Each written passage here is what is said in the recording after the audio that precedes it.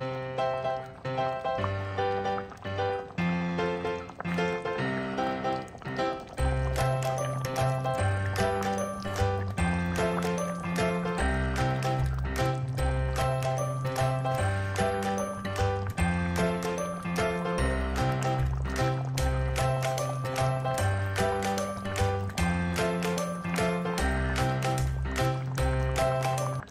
guys! Welcome back sa page Kapampangan Cooking.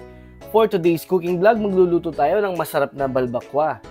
Recipe ito ng mga taga Mindanao. Shoutout sa mga taga Mindanao dyan. Kaya tara, umpisa na natin. Ipapakita ko sa inyo kung paano yung version ko na pagluto nito. Gagamit tayo dito ng oxtail at saka balat ng baka. Bali, 1.5 kg to guys. Ayan, hiniwa ko na rin yan at saka nilinisan ko na rin siya ng mabuti. Pero ang una natin gagawin, papakuluan muna natin yan, no? Para mas malinisan pa natin. Maglalagay lang tayo dito ng hiniwa na luya, asin, paminta, konting suka, at saka tubig.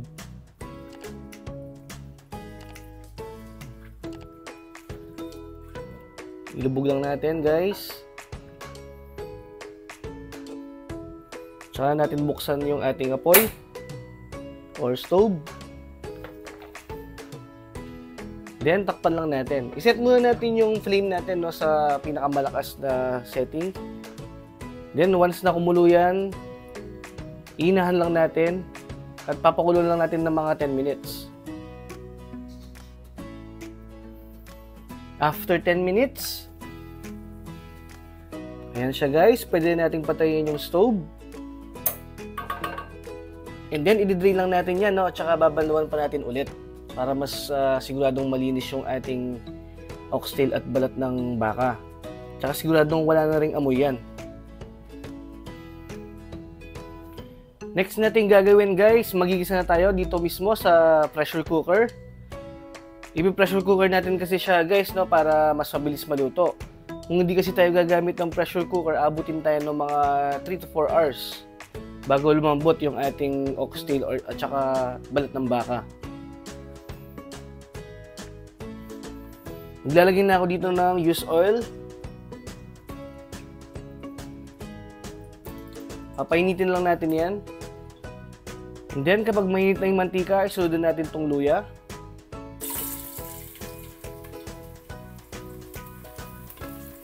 Palabasin lang natin yung aroma guys ng luya.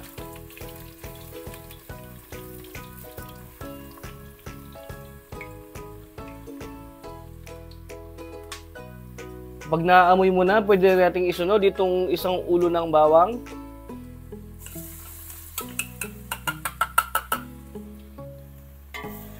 Tutustayin lang natin ng konti yung bawang, no?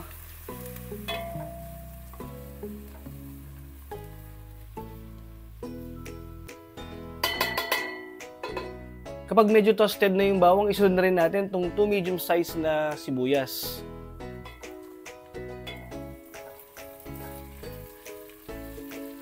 Then, tuloy lang natin yung pag-isa ng mga 1 minute or hanggang sa lumambot yung ating sibuyas. And then guys, pag okay na rin yung sibuyas, pwede nating ilagay yung pinakuluan natin kanina na oxtail at saka balat ng baka.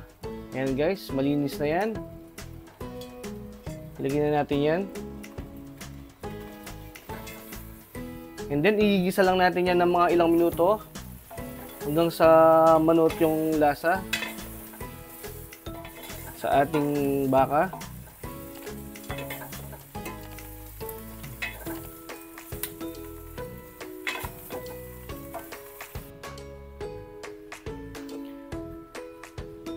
After 5 minutes, ayan, siguradong nanot na yung lasa nito, no?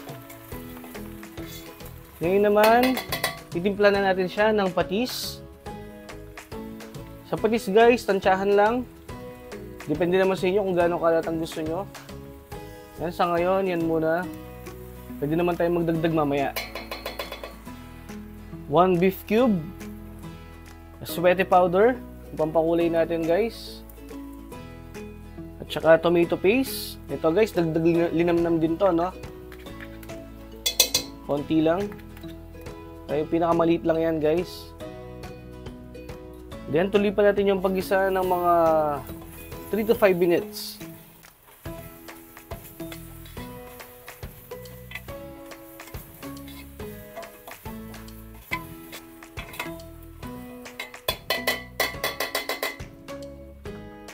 After 3 minutes, pwede na tayong maglagay ng tubig. Yung saktong lulubog lang, no, yung ating beef. Ayan guys, okay na muna yan. Pwede naman tayong magdagdag ng tubig mamaya. Kung gusto nyo mas masabaw yung ang inyong balbakwa. Mix muna natin.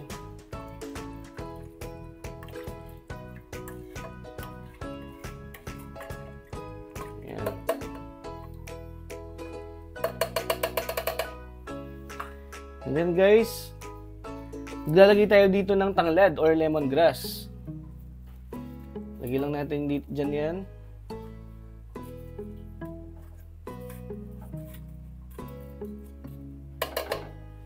Dagdagan pa natin ng konting tubig. At saka na natin takpan.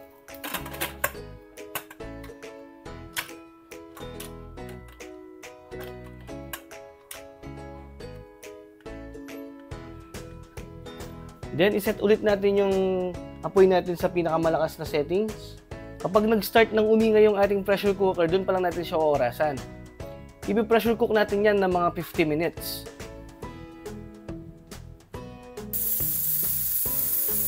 After 50 minutes guys, pwede na natin patayin yan. And then, papalamigin na lang natin muna yan bago natin buksan. At heto na siya guys, ita-transfer na ulit natin siya dito sa ating wok.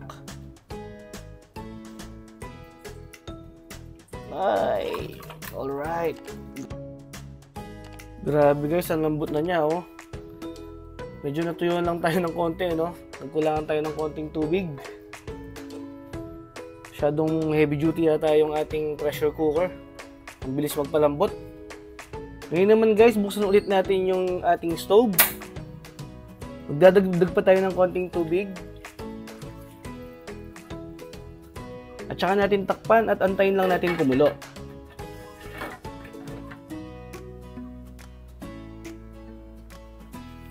Once na kumulo na guys, pwede na natin tanggalin itong tanglad. Nakuha na rin natin yung lasa niyan.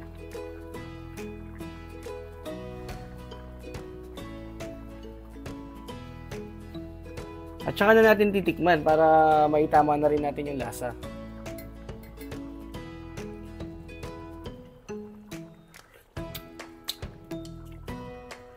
Grabe guys, halos perfect na yung lasa. Pero magdadagdag pa tayo dito ng konting paminta. At saka konting patis pa.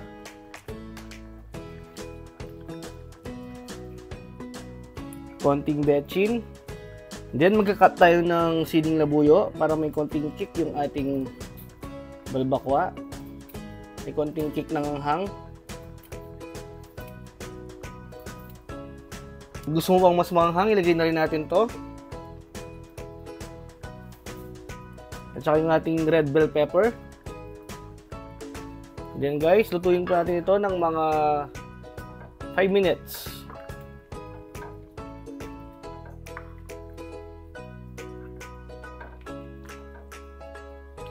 Grabe, ang sarap niyan guys. Sobrang lambot na ng oxtail natin, no? Tsaka balat ng baka.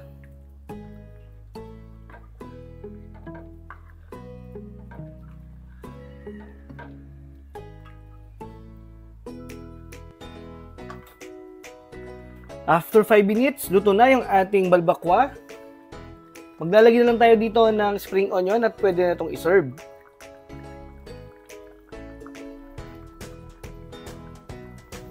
Kung umabot ka sa part ng video na to, maraming salamat sa iyong panonood. At kung hindi ka pa nakasubscribe, mag-subscribe ka na rin.